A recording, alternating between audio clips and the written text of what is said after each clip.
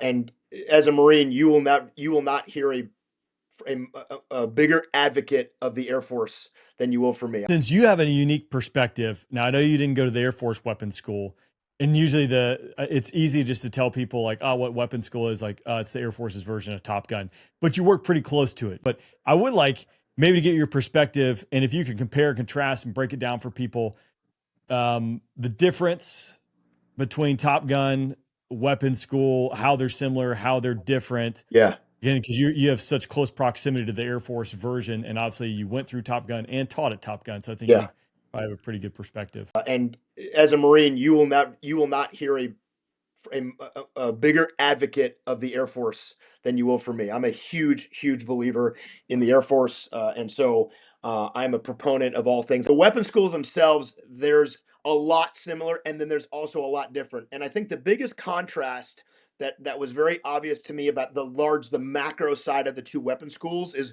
what they're trying to accomplish.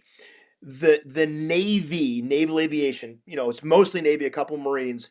They are trying to make at Top Gun in the 12 to 13 weeks they have primarily really good 2, 4, and light LFE flight leads.